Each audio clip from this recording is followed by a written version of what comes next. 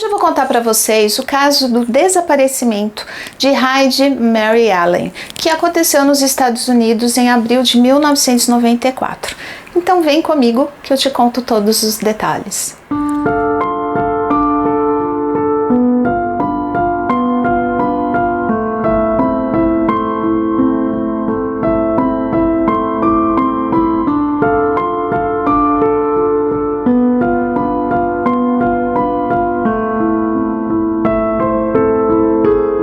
Pessoal, antes de começar o vídeo de hoje, dá o recado de sempre para quem tiver interesse em adquirir o meu livro, que fala sobre um caso criminal acontecido no Brasil no ano de 1923 e que agora em outubro completa 100 anos. Para quem tiver interesse em adquirir o livro, entre em contato comigo através do e-mail do canal que aparece aqui em cima para vocês, ou através do Instagram ou do Facebook de Lene Neves Oficial, ok? Então, chega de falar e vamos para o vídeo de hoje. Heidi Mary Allen nasceu no dia 14 de setembro de 1975 em New Haven, uma cidade localizada no estado americano de Connecticut, no condado de Nova York. Essa é a primeira cidade americana planejada e é a cidade do nascimento do ex-presidente da República Americana, George Bush, e também dos irmãos Carpenters, Aaron e Richard Carpenter. Heidi era filha de Susan e de Kennedy Allen, e ela também tinha uma irmã mais velha chamada Lisa, que era assim a sua melhor amiga. Elas eram muito próximas mesmo, tanto que elas até criaram o Dia da Irmã, onde uma vez por semana, todas as quintas-feiras, as duas passavam o dia inteirinho só as duas. E elas faziam coisas como ir ao cinema ou assistir um filme em casa mesmo, fazer compras, ir ao shopping, fazer algum passeio ou até mesmo uma viagem assim de bate e volta, e assim, tipo um dia de ir pra praia, passar o dia juntas e voltar, enfim. Elas faziam várias coisas, cada quinta-feira era uma coisa diferente. Era o dia delas, somente delas. A sua irmã Lisa descreveu a Heidi como uma pessoa muito boa de coração. Inclusive, ela contou que várias vezes a Heidi, quando estudava no primário, voltava da escola com muita fome porque tinha dado seu lanche para alguém. A irmã disse também que a Heidi era sempre muito prestativa com todos, muito sorridente, uma pessoa realmente feliz e de bem com a vida e que vivia cantando. A Heidi nunca ficava triste ou calada por muito tempo. Ela também era muito inteligente, tanto que ela conseguiu se matricular na faculdade enquanto ainda estava cursando o último ano do ensino médio, ou seja, ela cursava o último ano do ensino médio e o primeiro ano de faculdade. Ela também era muito atlética, ela jogava vôlei e futebol e dizem que ela era realmente muito boa no vôlei, e no futebol ela jogava como goleira e também era muito boa nisso. A Heidi tinha bastante tempo, alguns anos, um namorado chamado Brett. Além disso, ela também era voluntária em uma escola primária que tinha um programa chamado Banana Split, que era voltado para alunos com pais separados, já que ela adorava crianças e tinha um sonho de realmente trabalhar somente com isso, com crianças. Mas ainda não tinha dado, já que ela estava no primeiro ano de faculdade. A Heidi, nessa ocasião que eu vou contar aqui para vocês, que foi em abril de 1994, estava com 18 anos de idade e se formaria no ensino médio no mês seguinte, em maio de 1994. E em setembro do mesmo ano, 1994, ela completaria 19 anos de idade. Ela trabalhava como balconista em uma loja de conveniências chamada D&W, Convenience Store, que ficava dentro de um posto de gasolina localizado no cruzamento de duas rodovias estaduais, que eram a Rota Estadual 104 e a Rota Estadual 104B, em New Haven. Ela trabalhava nesse local há mais ou menos 2 anos e meio. Gente, olha só quanta coisa ela fazia, que vida agitada. E a gente ainda reclama da nossa correria, né? Ela trabalhava, ela fazia faculdade ao mesmo tempo que terminava o ensino médio, ela era voluntária em uma escola, ela jogava vôlei, jogava futebol, namorava e ainda tinha um dia da semana só para a irmã. Eu queria saber como ela conseguia dar conta de tudo isso aí, em uma semana. A gente não tem tempo para nada, né? Bom, no dia 2 de abril de 1994, um sábado, um dia antes do domingo de Páscoa, a Heidi passou o dia na casa dos pais com seu namorado, Brett, o seu pai, a sua mãe e a sua irmã e o marido dela. Mas ela foi para casa dela cedo, porque no dia seguinte, no domingo, ela entraria no trabalho bem cedo e ela não queria dormir muito tarde. Então, no dia seguinte, no dia 3 de abril de 1994, domingo de Páscoa, né? A Heidi substituiria uma amiga, porque lá tinha essa coisa de escala, que inclusive tem aqui no Brasil também, né? Em alguns setores. E que tinha que trabalhar naquele dia. Essa amiga dela, essa colega que estava escalada para trabalhar naquele dia, e não ela. Mas como era Páscoa e a colega tinha marido e filhos, ela trocou com a colega para que ela pudesse ficar ali com os filhos curtindo a Páscoa, né? Uma gentileza, como pelo visto era o hábito dela. Então, conforme o combinado, a Heidi foi para o trabalho e chegou lá por volta das 5h45 da manhã. Ela usava um moletom cinza com um logotipo xadrez específico da marca lá da conveniência, um jeans azul claro e um tênis branco. Às 7h55, um homem foi até o posto e entrou na conveniência, e quando ele passou pela porta, ele não viu ninguém no caixa ali para atendê-lo, né? E isso deixou muito intrigado. A loja estava aberta, com as luzes acesas, as bombas de gasolinas todas liberadas para utilização, mas não tinha ninguém lá dentro para receber o dinheiro. Estava tudo abandonado. Ele até esperou um pouco, achando que a atendente pudesse ter ido ao banheiro, né? Mas ninguém apareceu. Inclusive, tinha dinheiro em cima do balcão, $9, como se alguém tivesse comprado, provavelmente alguém ali comprou alguma coisa, e como não tinha ninguém lá para receber, a pessoa deixou o dinheiro em cima do balcão e foi embora. Então, esse cliente esperou mais um pouco, e como nada aconteceu, ele saiu da loja e parou um policial que estava ali pelas redondezas e contou o que tinha acontecido. E o policial também achou estranho e muito suspeito e foi até a loja para averiguar. Chegando ali, o policial começou a vasculhar atrás de alguma evidência sobre o porquê de não ter ninguém ali na loja, né? Não é comum, né? Vai abandonar a loja assim, do nada. Ele então telefonou para a delegacia e mais policiais foram até o local. E ele também telefonou para o dono da loja. Eles notaram que nada estava fora do lugar, nenhuma registradora tinha sido saqueada, não havia nenhum sinal de luta corporal e nada estava fora do lugar. Nenhuma pista do que poderia ter acontecido ali. Zero. Realmente, os $9 estavam em cima do balcão, ao lado da registradora, e a polícia viu que a última compra feita e registrada tinha sido às 7h42 daquela manhã. Então, nesse horário, ela ainda estava lá dentro, ou seja, às 7h42 ela estava lá, mas às 7h55 não estava mais, ou seja, 13 minutos. Eram 13 minutos contabilizando o tempo do último registro e do seu desaparecimento, de quando o cliente lá entrou na loja e não viu ninguém. Nesse momento, a polícia já suspeitou de que tinha acontecido alguma coisa, realmente grave, e já pensou mesmo num sequestro, porque a bolsa da Heidi, seus documentos e a chave do seu carro estavam dentro da loja. E o seu carro, que era uma perua marrom, estava estacionado do lado de fora da loja. Então, imediatamente começaram a investigar, porque aquilo parecia um sequestro. As buscas por Heidi tomaram grandes proporções, que chegou até mesmo a Guarda Nacional de Nova York, ao Exército, e centenas de voluntários se ofereceram para ajudar ali nas buscas. Os jornais e revistas de todo o país divulgaram assim rapidamente, e o caso ficou midiático e todo mundo comentava sobre o assunto. Após ser divulgada a notícia do desaparecimento da Heidi pelos jornais e revistas da época, né, um homem entrou em contato com a polícia, informando que ele parou na D&W para abastecer o veículo e comprar cigarros, e isso tinha acontecido às 7h42. Ele disse que a Heidi estava na conveniência naquele momento ali, que ele parou, e que ele pagou lá o combustível e os cigarros diretamente para ela.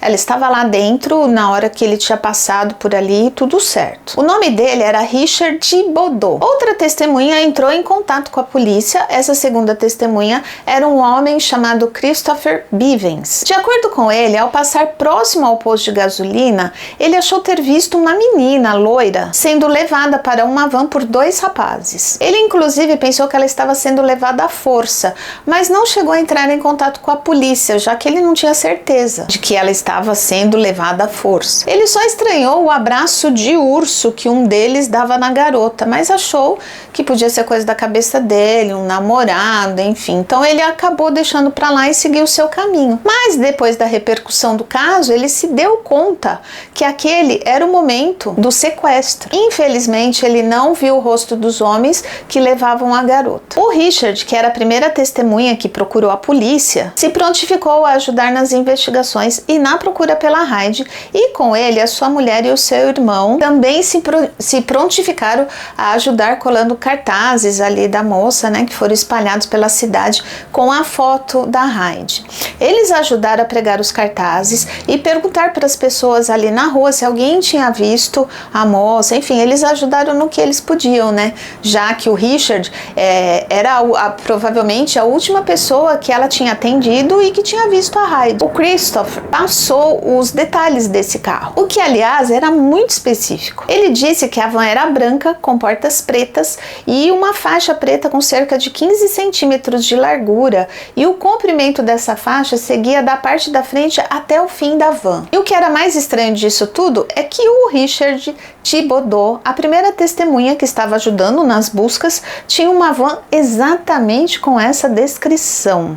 E por conta disso, ele passou a ser o principal suspeito, como responsável pelo desaparecimento da Heidi. O Richard foi investigado e a sua van foi periciada, mas não encontraram nenhum vestígio ou qualquer evidência de que algo tivesse acontecido naquela van. O Richard chegou a dar as suas impressões digitais, amostra de sangue e DNA para que a polícia colocasse no banco de dados como forma de cooperar com a polícia e, consequentemente, provar a sua inocência. De acordo com o Christopher, a segunda testemunha ocular, eram dois homens que levavam a moça loira para dentro da van. Então a polícia começou a investigar o irmão do Richard, um rapaz chamado Gary Thibodeau. O Gary tinha um álibi, que era a sua namorada. Ele disse que estava dormindo com a sua namorada no momento do ocorrido, e a namorada dele confirmou essa informação que ele deu para a polícia, de que sim, de que de fato ele estava com ela naquele horário, naquele dia. Porém, nessa mesma época, o Gary já estava sendo monitorado pela polícia, uma vez que ele tinha se envolvido com pequenos delitos relacionados a substâncias ilícitas, e por isso ele nessa mesma ocasião foi preso. E nesse tempo em que o Gary foi preso, ele ficou preso, a polícia abriu um processo contra ele pelo desaparecimento da Heidi. Ou seja, a polícia decidiu que ele era o culpado pelo desaparecimento da Heidi Allen. Foi mais ou menos isso. Na ocasião da sua prisão, no decorrer do cumprimento de sua pena, dois presidiários próximos ao Gary foram interrogados e disseram que o Gary assumiu para eles ter matado a Heidi com a ajuda do seu irmão Richard, aquele que se ofereceu para ajudar nas buscas e que era a primeira testemunha a se apresentar. E de acordo com essas informações desses dois presos, os irmãos teriam utilizado uma pá para fazer o serviço. Eles também alegaram que o Gary disse que o corpo da Heidi nunca seria encontrado. Essa informação dos dois presidiários foi considerada pela justiça e os irmãos Thibodeau foram indiciados pelo sequestro e possível morte da Heidi Allen, e ambos foram presos. Foi decidido que os julgamentos seguiriam separadamente, cada um responderia de forma individual pelo crime. Eles não seriam julgados juntos, o que, a meu ver, já é um erro. O caso não é o mesmo? De acordo com as informações dos presidiários lá, eles não estariam juntos, não teriam agido juntos. Por que julgá-los separadamente se um ajudou o outro? Não me parece fazer muito sentido. A promotoria que apresentou o caso disse que o Gary e o Richard estavam juntos e sequestraram a Heidi em seu local de trabalho entre 7h41 e 7h45 da manhã do dia 3 de abril de 1994.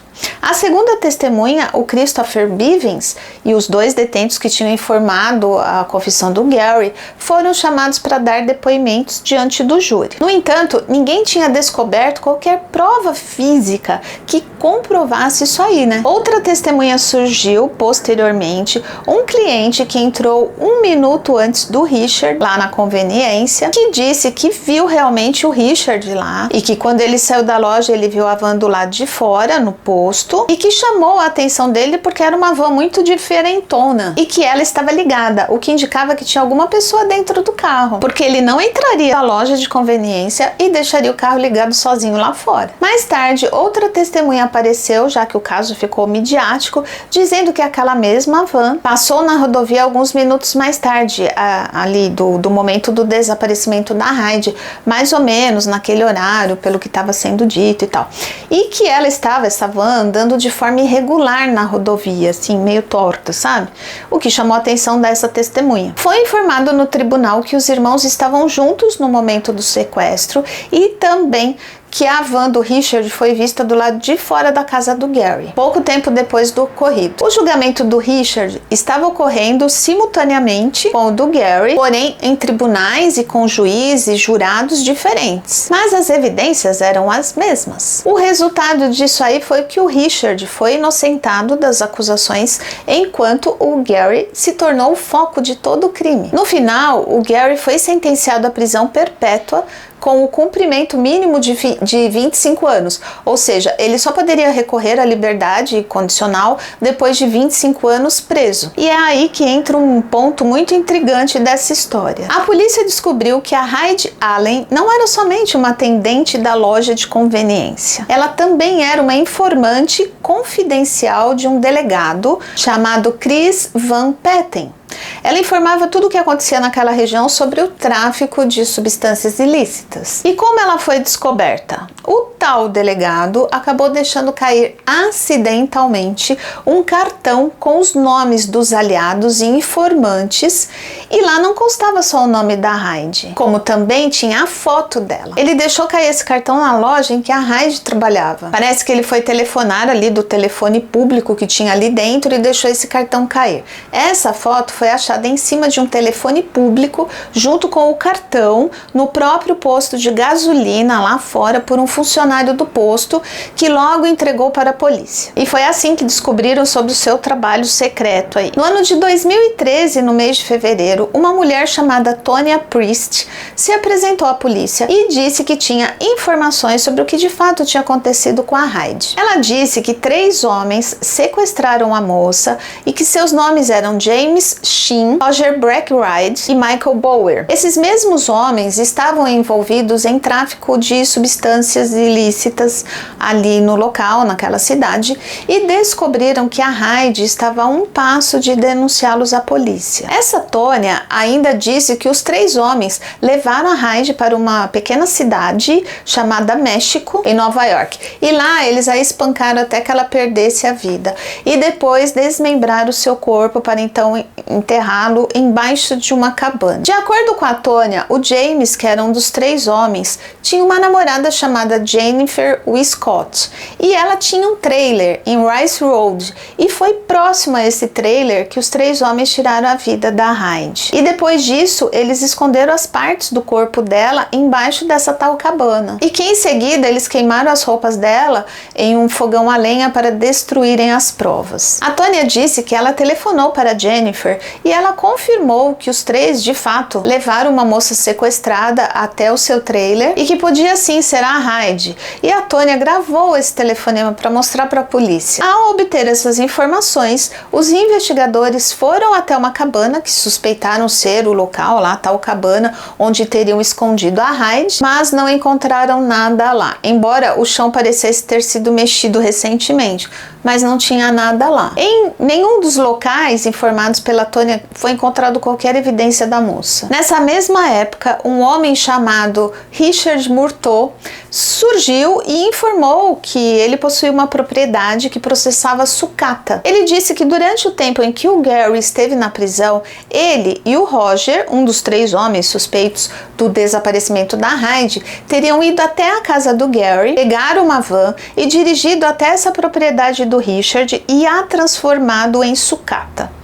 Mas nada foi comprovado de que era a mesma van utilizada para o sequestro da Heidi. Obviamente, os 3 homens negaram o envolvimento no desaparecimento da Heidi, né? O James, um dos 3 novos suspeitos, já estava sendo acusado por outros crimes que envolviam assassinatos de outras pessoas. Ele foi julgado e condenado a cumprir pena de prisão perpétua por esses casos, mas ele em momento algum foi acusado pelo sequestro da Heidi e sempre negou qualquer envolvimento. O Gary ainda aguardava na prisão, já que esses novos suspeitos tinham surgido, né? Ele esperava que esses homens fossem acusados e ele inocentado do caso.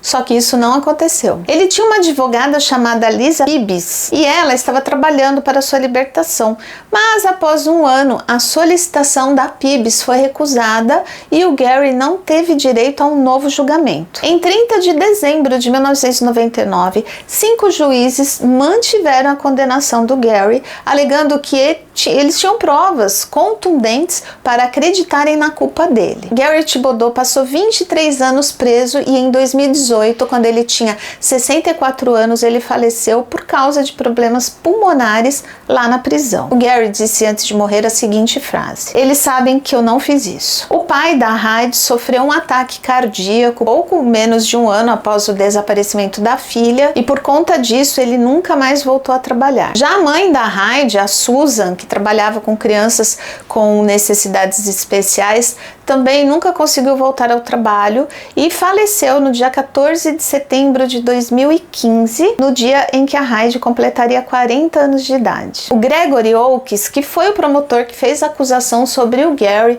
perante o tribunal, ele disse que não tinha dúvidas de que eles tinham pegado o homem certo. Ele também disse que o Gary, junto com outra pessoa, sequestrou e tirou a vida da Heidi, mas não se sabe quem foi o segundo criminoso e para onde levaram a garota. Agora, pessoal, baseado em que ele afirmou isso? Olha só, o último a entrar na conveniência com a Heidi lá dentro ainda foi o irmão dele, e não ele. Inclusive a van era do irmão e não dele. Não se tem testemunha de ninguém que tivesse visto o Gary lá na conveniência. Ele alegou que estava dormindo com a namorada, que confirmou o álibi dele. Nunca acharam um corpo, nenhuma prova e, consequentemente, um DNA dele no corpo dela ou em qualquer lugar. Então, como poderiam ter tanta certeza que foi ele? A princípio, ele nem estava lá, só o irmão dele que foi inocentado. Os presos que falaram que ele confessou, sabemos que os presos que dedam os outros têm suas penas reduzidas. Então, como acreditar neles? Eles podem ter falado que o Gary assumiu que matou a Heidi só para terem suas penas reduzidas.